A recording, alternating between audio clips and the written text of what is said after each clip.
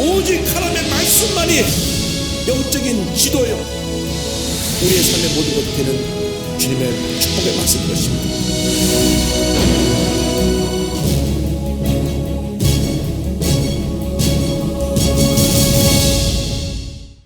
로마서 5장을 공부합니다. 의롭다 하심을 받는 사람의 삶에 대해서 말씀을 공부하는데, 우리가 1장부터 4장까지를 정리합니다. 1장 18절부터 3장 20절까지는 인간의 전적 타락, 인간 스스로의 힘으로는 절대로 의롭다 함을 받을 수 없는 내용에 대해서 우리가 공부를 했고, 그 다음 이어진 3장 21절부터 4장 끝까지는 오직 믿음으로만 구원을 받을 수 있다. 아브라함이 의롭게 된 것은 그의 행으로 인한 것이 아니고 믿음으로 인한 것이다. 그것을 우리가 지난주에 배웠습니다. 오늘은 의롭다함을 받는 성도들이 누리는 은혜에 대해서 함께 말씀을 나눕니다. 1절 다 같이 보겠습니다. 그러므로 우리가 믿음으로 의롭다 하심을 받았으니 우리 주 예수 그리스도로 말미암아 하나님과 화평을 누리자. 우리가 의롭다함 받은 것은 어떤 우리 행위가 잘나서 그런 것이 아니라 예수 그리스도를 구주로 믿음으로 말미암아 구원받고 의롭다함을 칭하게 되어서 이제 하나님과 함께 이제는 화평의 관계, 샬롬의 관계를 누리게 되었다고 하는 것입니다. 죄로 인해서 원수가 되었던 하나님과 나와의 관계가 이제는 예수 그리스도의 십자가의 은혜로 말미암아 샬롬의 관계, 이 평화의 관계가 이루어지게 된 것입니다. 의롭게 되는 길은 오직 예수 그리스도를 믿는 것밖에 없습니다. 다른 길이 없습니다. 사도행전 4장 12절에 분명히 말씀합니다. 다른 이로서는 구원을 받을 수 없나니 천하 사람 중에 구원을 받을 만한 다른 이름을 우리에게 주신 일이 없음이라 하였더라. 그래서 이 놀라운 은혜로 구원받은 것을 5장 서두에 말씀하고 이렇게 2절은 이어져 갑니다. 2절이요. 또한 그로 말미암아 우리가 믿음으로 서 있는 이 은혜에 들어감을 얻었으며 하나님의 영광을 바라고 즐거워하느니라. 우리가 믿음으로 말미암아 이 놀라운 은혜에 이르게 되었다는 걸 강조하고 또 강조하고 또 강조하고 또 강조합니다. 그 이유는 당시 많은 유대인들이 예수를 믿고 난 다음에도 율법을 지켜야 된다고 그들의 과거의 신앙 전통을 따라서 강조했기 때문에 늘 처음 예수 믿는 사람들이 거기에 인해서 혼돈이 생겼습니다. 그래서 사도 바울은 계속해서 또 강조하고 또 강조하는 것이 믿음 하나만 가지고는 그 구원의 요건이 다 갖추는 것이지 어떤 율법을 지키는 행위로 되는 것이 아니라는 것을 강조하기 위해서 이 말씀을 하고 있는 것입니다. 왜냐하면 사도 바울이 제일 먼저 복음을 전한 것은 유대인들입니다. 유대인들에게 먼저 복음을 해서 예수 믿게 하고 그 다음에 이방인들의 복음을 전했는데, 유대인들이 예수 믿고 나서도 우리가 율법을 지켰으니까 예수 믿는 사람이다 율법을 지켜야 된다는 것을 늘 주장해서 교회마다 문제가 많았습니다. 그래서 그것을 다시 한번 강조해서 설명을 하면서 우리가 이 은혜 가운데 들어와서 이제 앞으로 하나님의 영광 가운데 거하게 되었다. 그래서 우리에게 이와 같은 놀라운 축복이 임한다는 것을 로마서 5장 3절로 4절은 설명합니다. 다 같이 보겠습니다. 다만 이뿐 아니라 우리가 환난 중에도 즐거워하나니 이는 환난은 인내를, 인내는 연단을, 연단은 소망을 이루는 줄 알미로다. 여기 환난이 주는 유익에 대해서 설명합니다. 환난이 주는 유익은 첫째로 환난이 우리를 참고 견디는 인내를 갖게 하고, 인내를 통하여서 우리가 연단되어져 훌륭한 성품, 인격을 갖추게 되고, 또 연단을 통해서 소망을 이루는 데 있습니다. 근데 성경의 원어를 살펴보니까 우리가 환난 중에도 즐거워하니 환난은 인내를, 그 인내는 참고 견디는 것이고 인내는 연단을 그랬는데 연단은 다듬어진 인격입니다. 그래서 환난을 통해서 하나님이 원하시는 것은 우리의 인격이 다듬어지길 원합니다. 대단히 죄송하게도 예수를 믿은 지 10년, 20년이 지났는데도 인격이 다듬어지지 않은 분들이 있습니다. 여기는 없지만 저쪽 가면 몇 사람이 있어요. 그래서 인격이 다듬어지지 않으니까 모든 것이 문제입니다. 그런데 인격이 다듬어지지 않은 분들이 교회를 오래 다녔을 경우에 그것도 큰 문제입니다. 교회 모든 소용돌이는 교회를 오래 다녔는데 인격이 다듬어지지 않은 분들을 통해서 일어나는 겁니다. 모든 문제 원인이 거기 있습니다. 인격이 다듬어져야 되는데 인격이 다듬어지지 않고 강한 인격을 갖고 부딪히니까 성도들이 상처를 받고 그게 큰 어려움이 다가오는 것입니다. 그래서 하나님께서 우리를 사람 만드시기 위해서, 하나님의 사람으로 만드시기 위해서 환난이라고 하는 용광로에 집어넣어서 이 고난을 통하여 참고 견디는 것을 배우게 하시고, 이 고난을 통해서 우리의 인격이 다듬어지게 하시고, 그러고 난 다음 주님이 원하시는 뜻을 이루는, 소망이 이루어지는 그러한 축복을 얻게 하는 것입니다. 그래서 우리가 환난 중에도 기뻐하고 감사해야 되는 것은 우리가 하나님으로서 다듬어지고 있구나, 하나님 나를 만드시는구나, 하나님 나를 깨뜨리시는구나 하는 은혜를 체험하게 되길 바랍니다. 5절 보겠습니다. 소망이 우리를 부끄럽게 하지 아니함은 우리에게 주신 성령으로 말미암아 하나님의 사랑이 우리에게 부은 바 됨이니, 우리에게 이루어지는 이 소망은 결국 우리를 실망시키지 않고 우리를 부끄럽게 하지 않게 되는 것은 주님의 사랑을 보증해 주기 때문에, 우리가 성령 역사를 통해서 고난을 통과하고 난 다음 우리에게 다가오는 놀라운 축복은 과거 고난의 모든 수치를 다 제거해버리고, 부끄러움을 다 제거해버리고 하나님의 은혜 가운데로 우리를 이끌어가는 것입니다. 그래서 예수 믿는 사람들이 고난을 두려워할 것이 없습니다. 뭐 고난 당할 때 수치도 당하고 부끄러움도 당하고 짓밟힘도 당하지만은 고난을 통하여서 우리가 인내를 배우고 인내를 통해서 연단되어진 다음 반드시 하나님이 예비하신 축복의 미래 속으로 그 소망을 이루게 되는 것입니다. 그래서 이 소망을 통해서 우리가 더욱 우리를 견고케 하시는 은혜를 체험할 수 있게 되고 하나님의 사랑을 깨닫게 됩니다. 자, 6절로 8절 보겠습니다. 우리가 아직 연약할 때 기약대로 그리스도께서 경건하지 않은 자를 위하여 죽으셨도다. 의를 위하여 죽는 자가 쉽지 않고 선을 위하여 용감히 죽는 자가 혹 있거니와, 우리가 아직 죄인 되었을 때 그리스도께서 우리를 위하여 죽으심으로 하나님께서 우리에 대한 자기의 사랑을 확증하셨느니라. 사도 바울은 항상 대조법을 씁니다. 그러니까 죄인, 의인, 생명, 사망, 우리가 연약할 때, 경건하지 못할 때 예수님이 경건하지 못한 우리를 위해서, 경건하신 분이 경건하지 못한 우리를 위해서 대신 죽어주셨다. 그래서 여기서 말씀하고 있는 것은 우리가 죄인 되었을 때, 연약할 때 죄 없으신 예수님이 우리를 대신하여 죽으셨다는 것입니다. 의로운 사람을 위해서 대신 죽어줄 사람이 거의 없습니다. 선하고 착한 사람들을 위해서 죽어줄 사람은 혹시 좀 있을 수 있습니다. 그러나 죄인 되었는데 죄인을 위해서 죽을 사람은 아무도 없는데 예수님이 우리가 죄인 되었을 때 우리를 대신해 죽으셨다, 이 말입니다. 이것이 은혜입니다. 은혜는 뭐냐? 거저 주시는 선물입니다. 갚을 수 없는 이 선물을 받았어요. 왜? 나 같은 죄덩어리가 예수 믿고 구원받아 하나님 자녀가 되었으니 이처럼 놀라운 은혜가 없습니다. 그래서 예수 믿는 사람은 예수 믿는 그날부터 하나님 갈 때까지 넘치는 감사로 살아야 되는 것입니다. 예수님이 우리를 대신하여 죽으심으로 하나님의 사랑을 확증하셨어요. 얼마나 감사한지. 주님 감사합니다. 감사합니다. 감사합니다. 감사합니다. 감사하면 믿음이 자라고, 감사하면 축복이 임하고, 감사하면 기적이 임하고, 감사하면 모든 어려움에서 벗어날 수 있게 되는 것입니다. 그래서 우리가 감사하지 않으니까 하나님이 고난이라고 하는 과정을 통해서 깨뜨리셔서 인내를 배우게 하시고 다듬어지게 하셔서 넘치는 감사 속에 살게 만들어 주시는 것입니다. 9절로 10절입니다.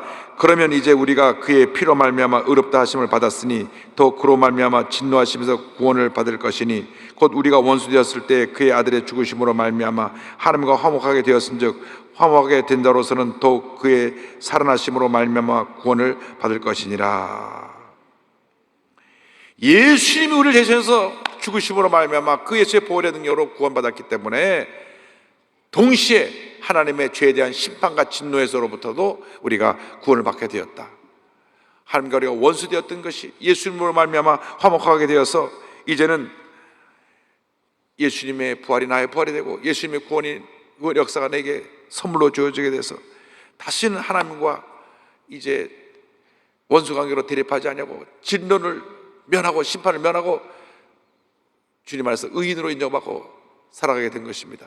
근데 성경에 보니까 예수님이 화목제물로 우리에게 피를 흘리셨어요. 그의 피로 말미암아 의롭게 되었다 했는데, 구약의 제사는 피의 제사입니다. 아담과 하와가 죄를 지었을 때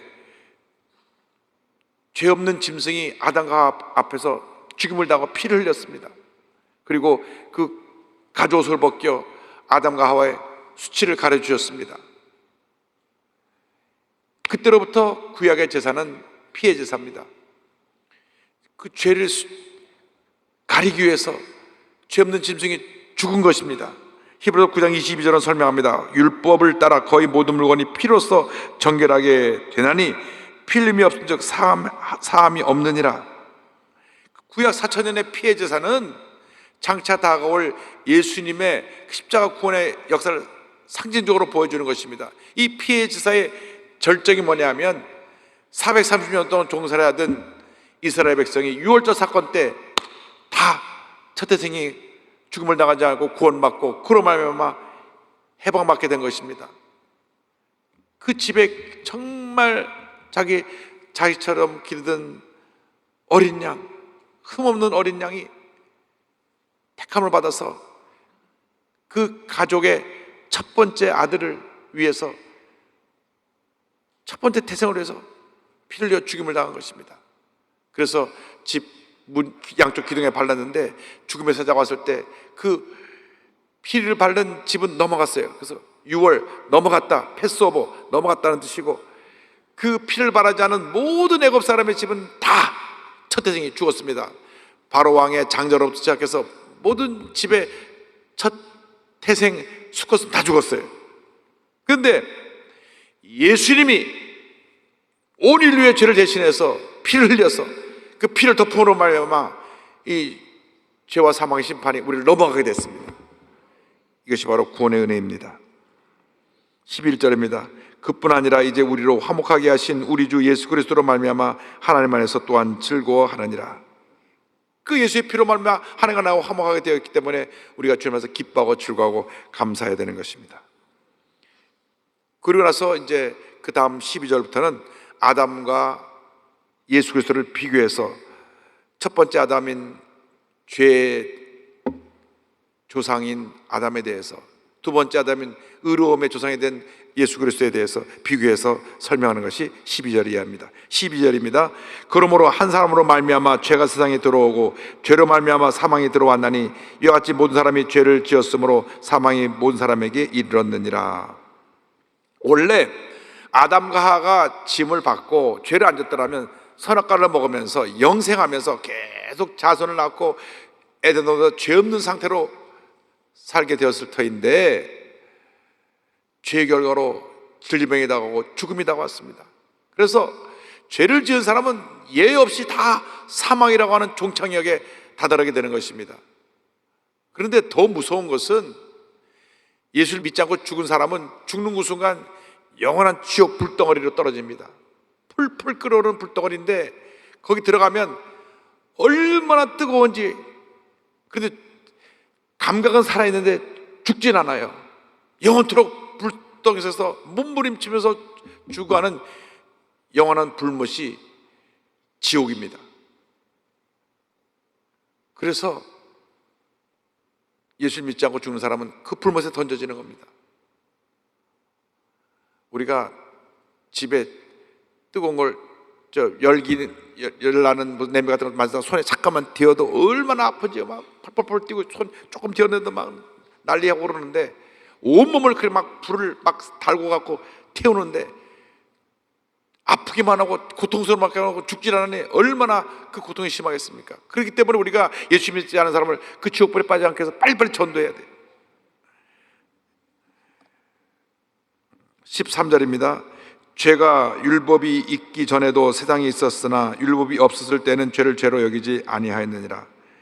죄는 존재했지만 죄에 대해서 알지 못하고 의식하지 못하고 죄를 짓고 살았다, 그 말입니다.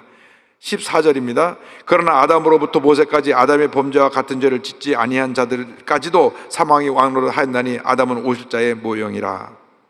아담 이후로 율법을 주어진 모세 때까지 모든 사람이 다 죄를 지어서 사망에 이르게 되었기 때문에 율법을 알았든지 몰랐든지 유대인이든지 이방인이든지 다 그 죄로 말미암아 사망 가운데 거하게 되었다. 아담은 오실 자, 장차 오실 두 번째 아담 예수님의 모형이라고 설명합니다. 그래서 아담과 예수님의 비교에 대한 설명이 계속 나옵니다. 15절 16절입니다. 그러나 이 은사는 그 범죄와 같지 아니하니 곧 한 사람의 범죄를 인하여 많은 사람이 죽었은즉 또 하나님의 은혜와 또한 한 사람 예수 그리스도의 은혜로 말미암은 선물은 많은 사람에게 넘쳤느니라. 또 이 선물은 범죄한 한 사람으로 말미암은 것과 같지 아니하니 심판은 한 사람으로 말미암아 정죄에 이르렀으나 은사는 많은 범죄로 말미암아 의롭다 하심의 이름이니라. 자, 하나님의 구원의 은혜는 이 죄하고는 비교할 수가 없는 것입니다. 그런데 대조법을 통해서요, 한 사람으로 말미암아 모든 사람에게 죄가 임했는데 예수님으로부터 인한 은혜는 모든 사람이 지은 죄를 예수님이 다 짊어지셔서 우리에게 의로움이라고 하는 선물을 주셨다. 그러니까 죄와 은혜는 비교할 수 없이 하늘과 땅처럼 차이가 나는 것입니다. 한 사람이 지은 죄가 모든 사람이 임하였지만 모든 사람의 지은 죄가 예수님 하나에게 다 임해서 이제는 죄사함의 은혜가 임하게 됐고 의롭다 하심 이르게 되었다. 그것을 17절 18절에 또 반복해서 설명합니다. 다 같이 보겠습니다. 17절 한 사람의 범죄로 말미암아 사망이 그 한 사람을 통하여 왕노릇 하였은즉 더욱 은혜와 의의 선물을 넘치게 받은 자들은 한 분 예수 그리스도를 통하여 생명 안에서 왕노릇 하리로다. 그런즉 한 범죄로 많은 사람이 정죄에 이른 것 같이 한 의로운 행위로 말미암아 많은 사람이 의롭다 하심을 받아 생명에 이르렀느니라.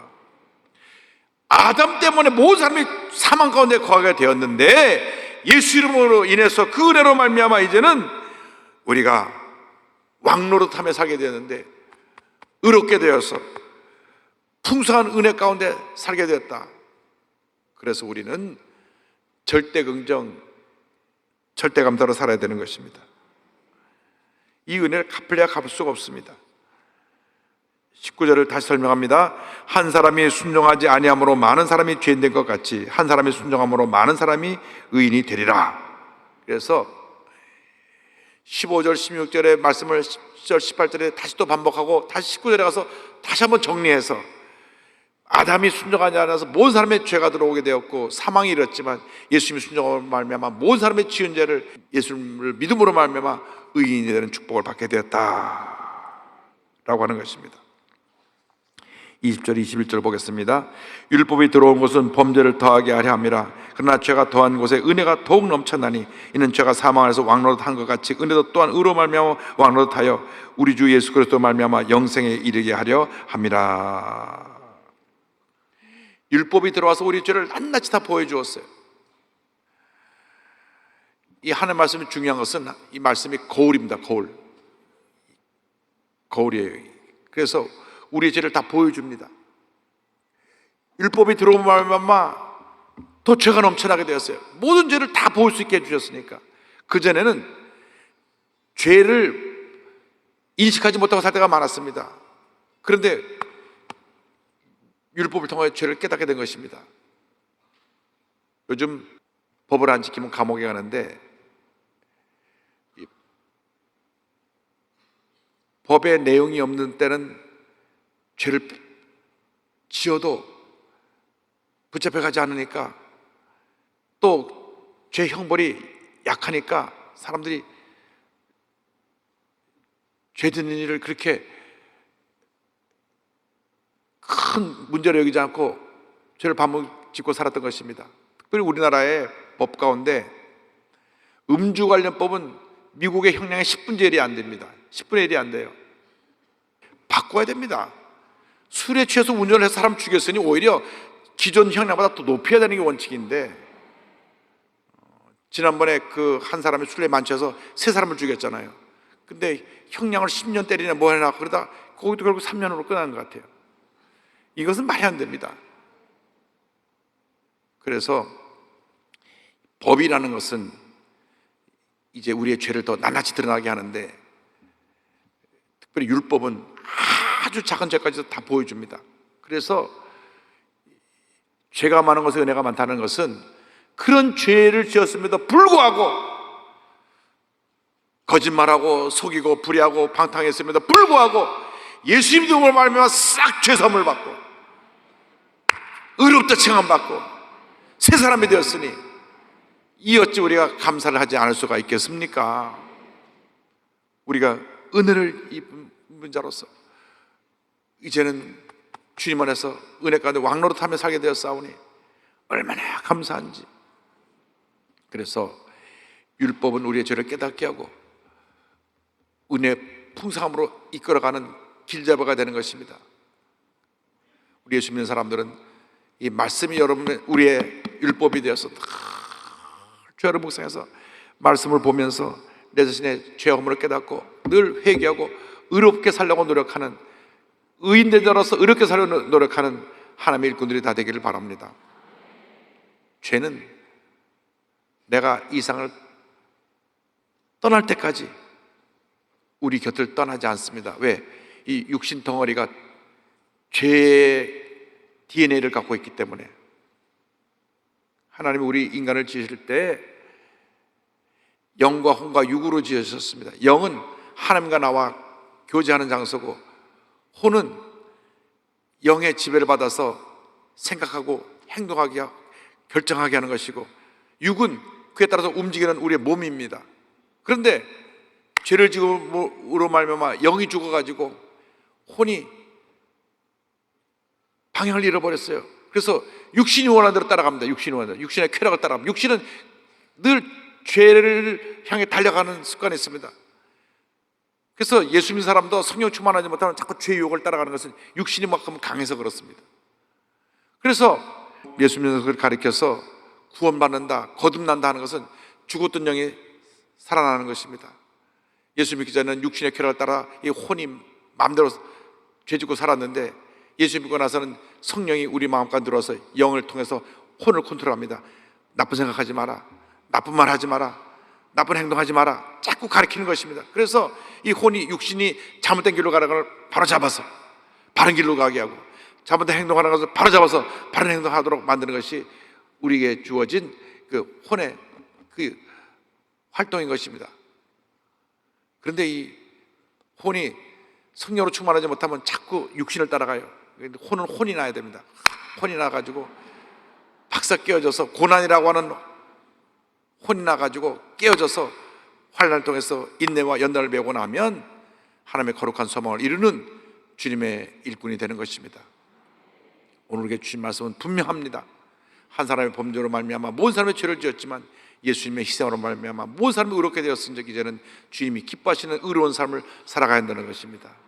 여러분 모두가 예수님 안에서 절대건정 절대감사로 무장하고 성령으로 충만하여 의인의 길을 가는 여러분 되기를 주님의 이름으로 축원합니다. 기도하겠습니다. 사랑과 은혜와 자비가 원하시는 하나님 아버지, 우리가 예수를 믿는다고 하면서도 성령으로 충만하지 못해서 죄짓고 불의하고 방탕한 삶을 살았던 것을 회개합니다. 이제는 성령 충만해서 성령께서 인도하시는 길로만 갈 수 있도록 우리를 붙잡아 주시고 우리의 삶이 의인으로서 의인답게 사는 삶으로 바뀌어지는 은혜가 있게 하여 주옵소서. 예수님의 이름으로 기도 올리옵나이다. 아멘.